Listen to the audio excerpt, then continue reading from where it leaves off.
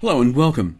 Madam Imelda Marcos, wife of the late Philippines President Fernando Marcos, was at the centre of serious allegations leading up to, through and post the 1982 Manila Film Festival. It was alleged that more than 160 workers on the site of the $25 million Manila Film Centre had died and been buried in cement after scaffolding collapsed during rushed construction work on the edge of Manila Bay, just months before the two-week festival was due to begin. The Marcos regime immediately went into cover-up mode, preventing any media onto the site for more than 9 hours and issuing denials about the tragic incident. The multi-million-dollar movie event featured an array of international stars, from a young Brooke Shields to actors George Hamilton, Ben Kingsley, Tony Curtis and Virginia Mayo. I was one of hundreds of film media from all over the world attending the event. We heard repeated allegations about the disaster, which had occurred in November 1981, and that Madam Marcos, a light sleeper, toured the building site regularly in the early hours of the morning to ensure construction was on schedule. Allegedly, when called to the site of the collapse, she ordered cement to be poured over the dead bodies. Now, I was given the chance to interview Madam Marcos at the official welcome event at the Malacañang Palace, but I was cautioned about raising the incident with Madam Marcos, at the time, of course, one of the richest and most powerful women in the world.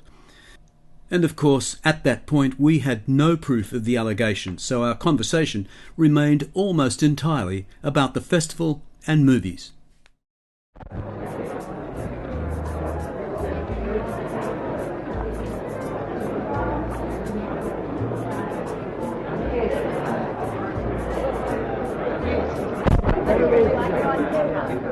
You're so colorful.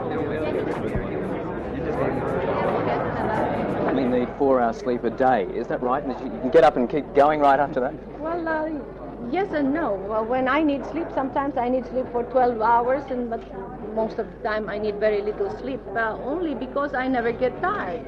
You try to rest and you try to recover because you get tired.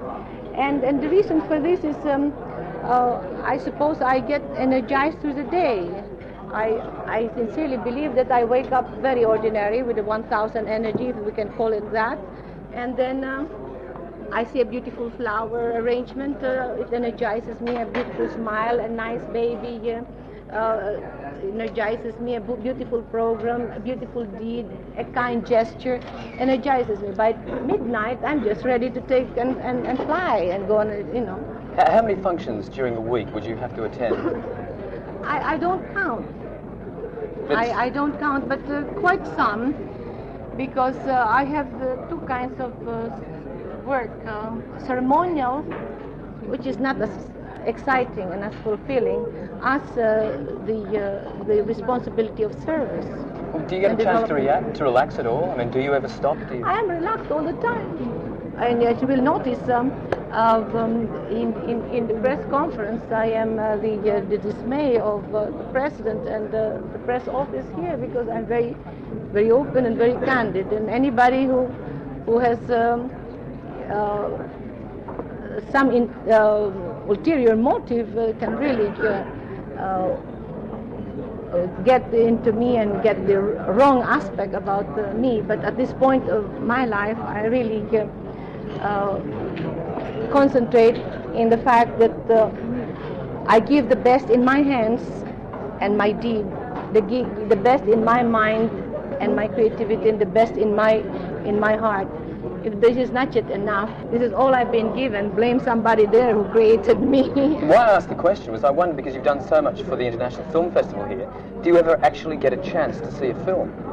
Well, I do after the festival, because I would rather to see the producers, the directors, the actors, the actresses, those who had anything to do with these films. Then later on, these people, you cannot make them wait. The films can wait, but the people cannot. They will be here for a period of time, for a short given time.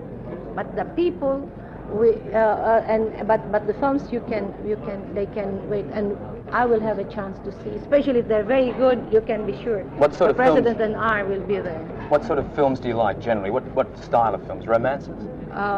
Well, I'm a very positive person, and I cannot be neutral to beauty and God. Neither can I be neutral to ugliness and evil. I always react, and I like to have a balance of both, because you can learn from both. And what about stars over the years? Do you have any particular favourite film stars at all that you like to see up on the screen? Well, I like to see film stars that are depicting realistically and honestly a given idea, a given character, and a given experience.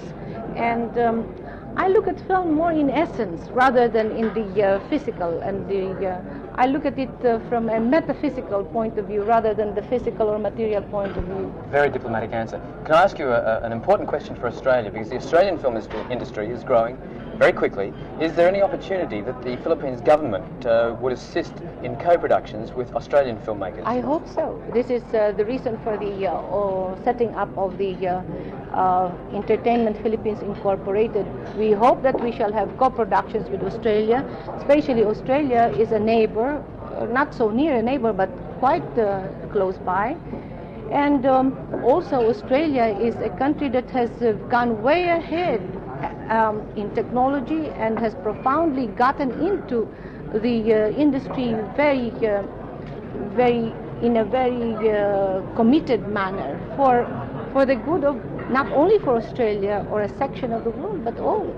And this we have to pay tribute to the people who has produced all of these great movies, not only good in your standards, but for universal standards. So we could send some film producers along and they can have a chat to you and perhaps something will come of it. Of course, I hope so. I look forward to, and if they don't come, I'll seek them out. Thank you very much. Thank you. There have been repeated efforts by journalists from around the world over the past 40 years to discover the truth about the tragedy and the fate of the workers. These have included numerous articles and documentaries both in the Philippines and internationally, raising many questions about the deaths. Today, Imelda is 95 and her son Bongbong is currently the President of the Philippines.